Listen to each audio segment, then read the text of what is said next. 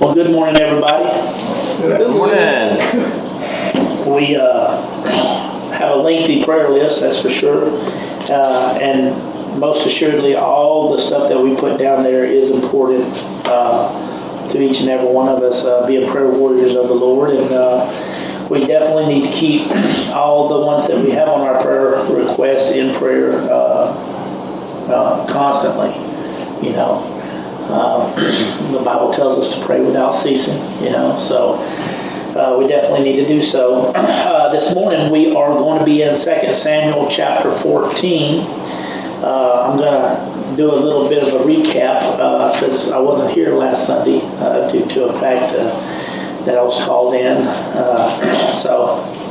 I know Brother Rick gave you guys a really good Sunday school lesson, as well as also some preaching. So anyway, keep Brother Rick on prayer request this morning. He's not feeling well, he's not here.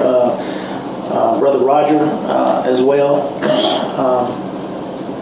As we look around the room, we see Sister Terry, Jackie and Terry's not here as well, so keep those guys in prayer too. Okay, so last time that I was teaching the adult Sunday school class, which we had went over 2 Samuel chapter 13, which was about Amnon and Tamar.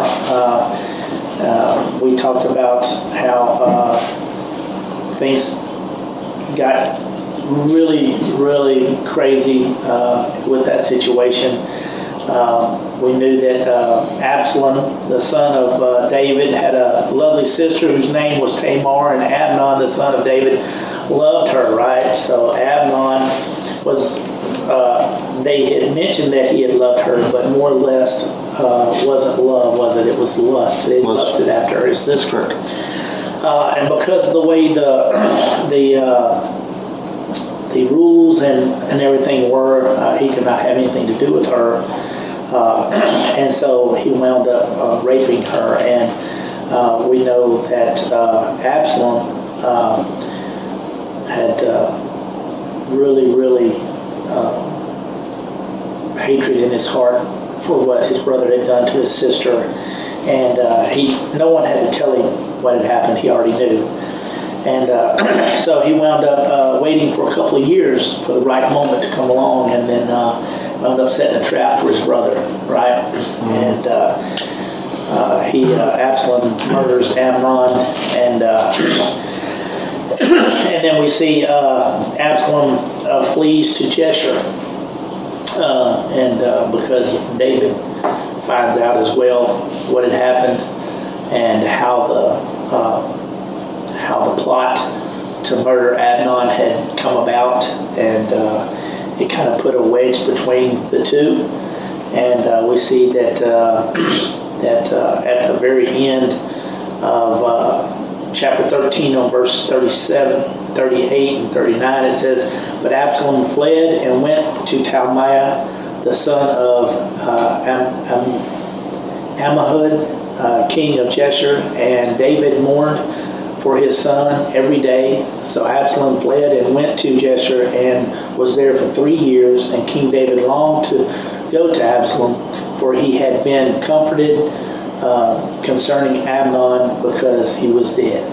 So we see that Absalom murdered Amnon through his servants, and so just as David had killed Uriah through other means, and vengeance such says, "The vengeance such as this was unacceptable to God, and due course of law was to be carried out." We know that Absalom fled. It says the law regarding premeditated murder, as most would view Absalom's act, gave him no hope of returning.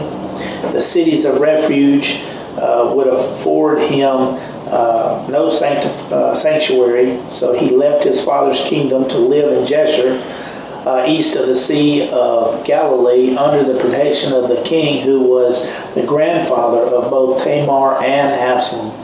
So we see that he went somewhere where he was familiar with the people that were ruling in that kingdom, the next kingdom over. So he knew that he would find sanctuary there, without being murdered himself. But it also shows that David mourned for his son, right? So, like I said, we know that God had said that the sword would never leave David's family.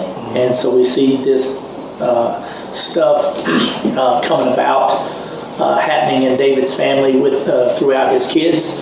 And so we know with his many wives and such like that he didn't have time to particularly be a father to his children. And so we see the things that he had did to Uriah. And so now we know, we see the big picture, starting to come about as the painting is starting to unfold in front of us. We see that God's plan is starting to take shape. So in chapter 14, we're going to start there. I know we don't have much time, but we're going to get started on it anyway. It says, Absalom returns to Jerusalem. Okay, so Joab, the son of Zeruiah, perceived that the king's heart was concerned about Absalom. And Joab went to Tekoa and brought from there a wise woman and said to her, please pretend to be a mourner and put on mourning apparel. Do not anoint yourself with oil, but act like a woman who has been mourning a long time for the dead. Go to the king and speak to him in this manner. So Joab put the words in her mouth. And when the woman of Tekoa spoke to the king, she fell on her face to the ground and prostrated herself and said, help, O king. Then the king said to her, what troubles you? And she answered, indeed, I am a widow. My husband is dead. Now your maidservant had 2 sons, and the 2 fought with each other in the field, and there was no one to part them. But the one struck the other and killed him. And now the whole family has risen up against the maidservant, and they said, deliver him who struck his brother, that we may execute him for the life of his brother whom he killed. And we will destroy the heir also, so they would extinguish my ember that is left, and leave to my husband neither name nor remnant on the earth. I'm going to stop right there. So, what do we see Joab doing here? What do we see Joab and the lady from Tekoa doing? Plotting to kill him. Huh? It's plotting to kill him. Well, we see that Joab has noticed that the king is in great depression over what's happened between the 2 boys. And so Joab has noticed that the king is in despair. And so he's trying to figure out a way that he can get him up out of that depression, right? So he tells this lady to act as if basically something very similar has happened to her that has happened to the king, correct? Do we see this? Yeah. You see the 2 parallels there? Didn't fall far from the tree. Absolutely. And Tekoa is a town about 10 miles south of Jerusalem, so it wasn't very far from where David had lived. So, and we know that David was strongly attached to Absalom, and having gotten over the death of Amnon, he desired the fellowship of his exiled son, because he had been gone for how many years? 3 years. 3 years, right? 3 years is a long time, guys. 3 years is a long time. So it says, but the fear of public opinion made him hesitant to pardon his son. And Joab, perceiving this struggle between parental affection and royal duty, devised a plan involving a wise country woman and a story told to the king. So you see what I'm saying? So Joab devised a story that was very similar to what the king was going through, so that it might help the king through this stressful and mournful time, right?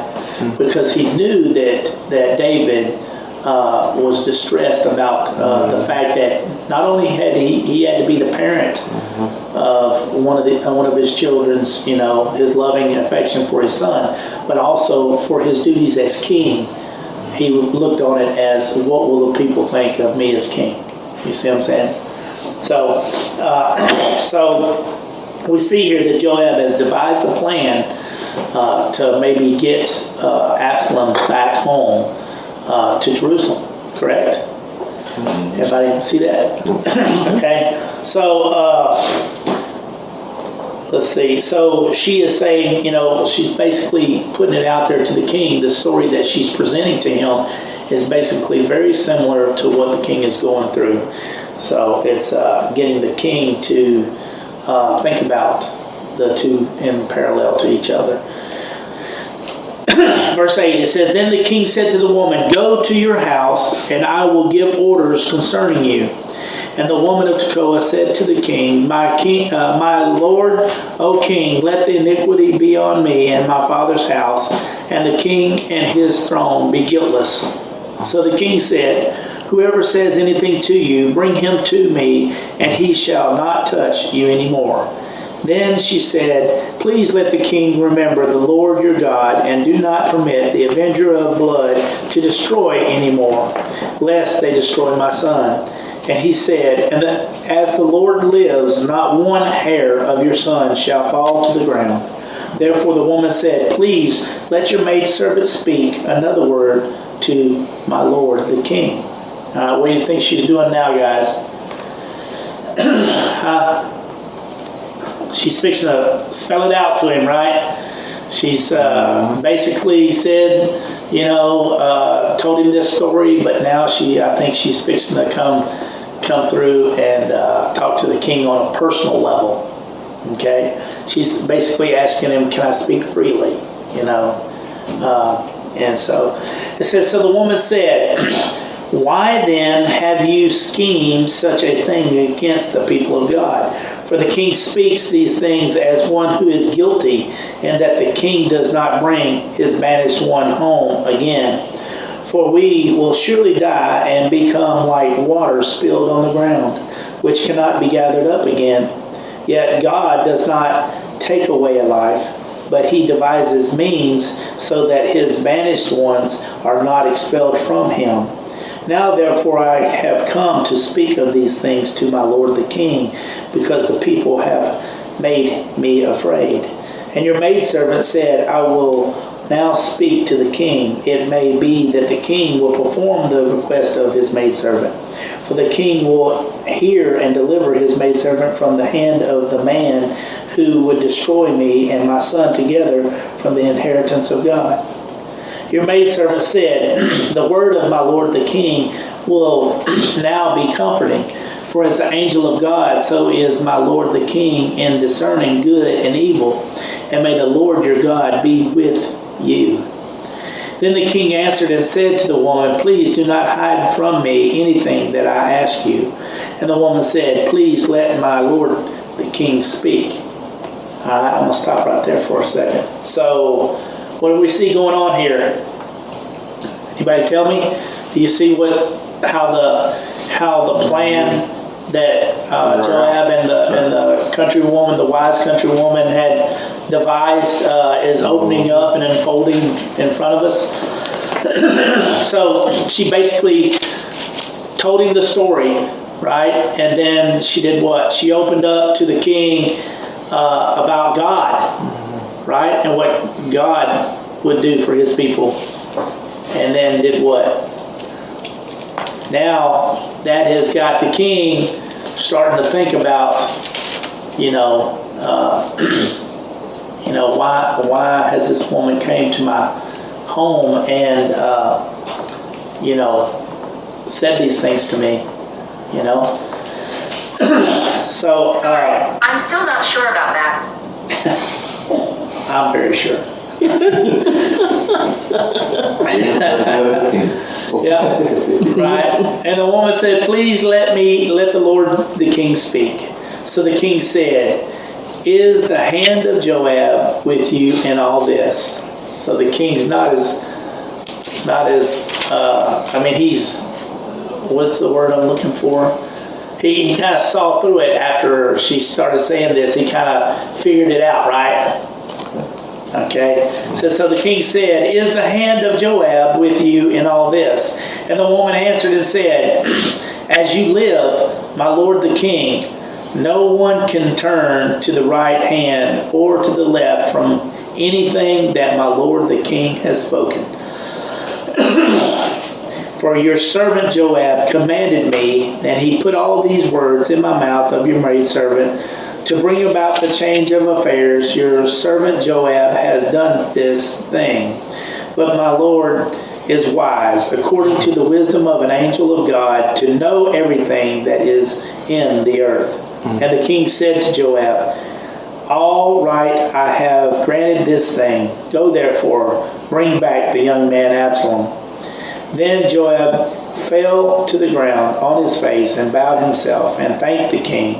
And Joab said, "Today your servant knows that I have found favor in your sight, my lord, O king, in that the king has fulfilled the request of his servant." So Joab arose and went to Jeshurun and brought Absalom to Jerusalem. And the king said, "Let him return to his own house, but do not let him see my face." So Absalom returned to his own house, but did not see the king's face. Now, why do you think David said that Absalom could return, but he had to return to his own house, and that he didn't want to see him? Does anybody know?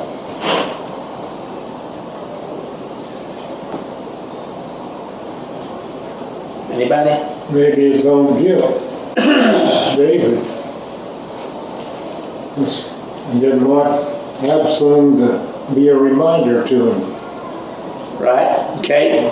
So David says to Joab to bring back the young man, right? So David was overindulgent with his son in the past, as when he got angry but did nothing against Absalom in 2 Samuel chapter 13, verse 21. But now David is too harsh with Absalom, refusing to see him after he has been exiled in Jeshurun for 3 years. Okay, so also brings about when parents don't discipline properly from the beginning, they tend to overcompensate in the name of toughness. This often provokes the children into wrath and makes the parent-child relationship even worse. Have you ever done that? Been too nice on your kids one minute and then really, really hard on them in the next? I know I have. So, but Absalom gains an audience with his father. We're going to talk about that here in a second.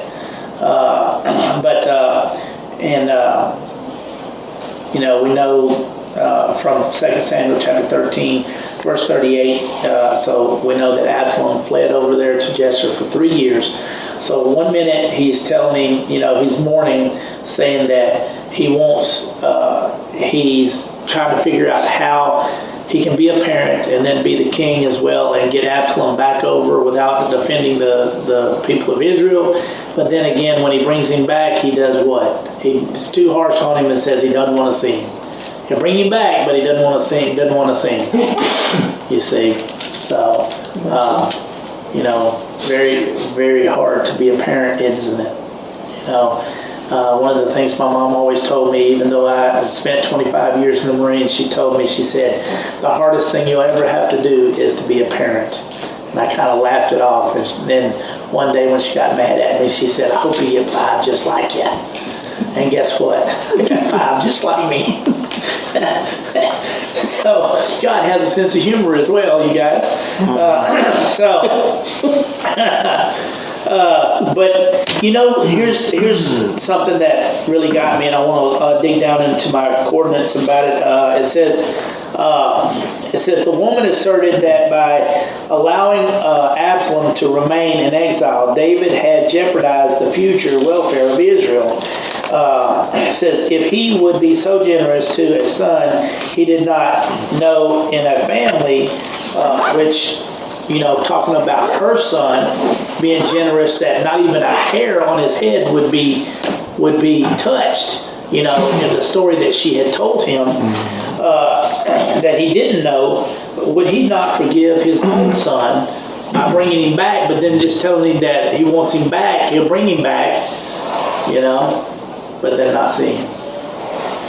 It says, she said, like water spilled on the ground, and it says, God does not take away a life. The woman stated that since God acts according to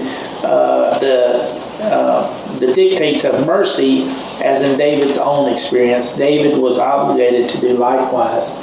So we see that the woman was speaking very wisely. She lived up to her name. She knew the Bible. She knew what God expected of her. She was a very wise woman. We see that Absalom returned to Jerusalem, but, him and his father's relationship continued to be really, really bad, not being able to see each other.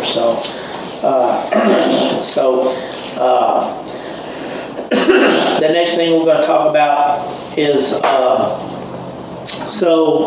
again, we know that King David, allowed him to come back, but therefore we're not seeing face to face. Maybe he was embarrassed. You think it was embarrassment? Could have been. Well, 3 years had went by, but I know, but still, people hold. he still knew in his heart his situation, and he was embarrassed to see Absalom for being in the same situation As he was. Right, absolutely. He could have had the inner guilt. Absolutely. I know there's a lot of times where I feel like, my children will make a decision and I'm like, man, I went down that road before and, it wasn't good for me. And then you just pray that the better of all aspects, the better of all, answers will come to them because you know what happened, when you tried it. And, it's kind of funny because, your parents, a lot of times whenever they see you going through that stuff, they go, you better not do that. I'm telling you right now, this is what's going to happen. And you're like, no, it's not going to happen that way with me. And, it 9 times out of 10, it usually does. And then you're like, man, my mom and dad were so smart and I was so stupid. The older you get, the smarter you are. The wiser you seem to. I told you so. Yep. Yes. So, you guys want to stop right there on 25, and then we will pick up next week in 2 Samuel. Well, actually, I will not be here next week, so it will have to be the week after. You won't be here next week? No. So, but anyway, we're going to get into Absalom gaining an audience with his father, and we're going to see that David forgives Absalom, starting there at verse 25 and everything. Hopefully they will cancel. They have been known to cancel, and so you guys put it on the prayer list that the post office cancels work for me next weekend. And that would be great. So I'd be able to be here doing God's work and doing what I love to do, so. But any questions or concerns? Have you ever had this type of similar situation arise in your family or household where one of your children or even a friend says something to you, about what had happened? I went through a similar situation with one of my children. I actually acted just like my father had acted, and my son acted just like I had acted. And my dad, before my dad passed away, I consoled my dad. I consulted him, and I told him, I said, Dad, I don't know what to do. And my dad, the wise guy he was a very, very smart man. He said, does it remind you of anything? And I said, yes, sir. He goes, well, did you learn anything? I said, yes, sir. And he says, well, that's the good thing is, you got to take the good with the bad, but you got to learn from your actions, take responsibility for your actions. And from the answer that my dad had given me, I had a talk with my son, and our relationship today is awesome. You know, of course, my dad and I stewed over that for years. What had happened between him and I. You know, but my son calls me all the time and tells me he loves me, and you know, does things for me. A lot of stuff. You know, so our relationship between our children is very, very good. So, and very good between our son-in-law too, right, Luis? Right now I'm laughing. More for you. Believe me, I'm one that knows how to No, appreciate a good son-in-law. I know. He is. He cooked the other night too. We went over and he cooked, and Ashley got him up there, and they were both cooking, and Ashley, Mary, and I just got to sit back and watch and eat the good food. I was stuffed when I left, man. I'm telling you right now, it was great. But as far as the lesson goes, anybody got anything you want to add to? I know I had a personal experience I just, mentioned, but, we see that the Bible is very full of stuff that, that we go through, similar issues and trials and tribulations, and stuff. And this is one of the reasons why God, had this book written for us. It's because it's our guideline. It's our it's our love story. It doesn't tell if David addressed the problem at all. He did not defend the daughter Tamar. And I wonder if Absalom thought, well, if you're not going to mete out justice or address this problem, then I will. Absolutely. So, and that brings up a great point, Miss Andre, is that, do you kind of feel like Absalom was like, I don't feel like the king has done enough, and so, I'm going to take care of this situation. And it took him 2 years to come about with a plan to take care of the issue, right? So you can tell, do you think he might have had a different resolution if he'd went to his father and talked to the king about what had happened between his sister and his brother? Do you think he would have had that amount of hatred built up over amount of these years to where it brought him to this point where he felt like he had to kill his brother instead of forgiving him? David was restored. God Absolutely. restored him and Many times. an opportunity for Greatness. to be restored. Absolutely.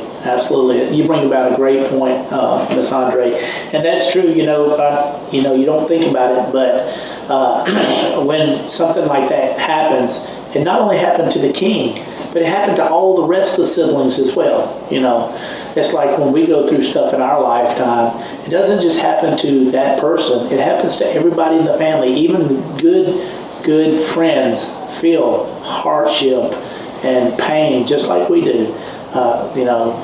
Especially, the loss of a loved one or whatever, or having to put somebody like Julia, having to go through what she had to go through with Tom on a day-to-day basis. She just mentioned a few minutes ago before we had class, it's coming up on a year, so but look where they're at now. You know what I'm saying? So you got to look at the good things. Tom's getting, great care. Julia don't have to worry. She knows that he's being taken care of. Tom has friends up there he can talk to, he can relate with, he can conversate with, he can be a testimony to, so, God's opened up different avenues, You stop and think in the prodigal son. Absolutely. Mm-hmm. Absolutely. He had a hard time coming home. Yes, very much so. Very much so. Good class. Good open up, good conversation. Brother Frank, will you close us, sir? Dear Heavenly Father, we do thank you once again, Lord, for this day and many blessings, Lord. Yes. And as we go forth into the psalm service and preaching afterwards, Lord, just be with the psalm leader and the preacher, Lord. Yes. Continue to bless each and every one of these spoken and unspoken prayer requests, Lord. Keep us safe as we go our separate ways and bring us back to appointed hour. In Jesus' name I pray. Amen. Amen.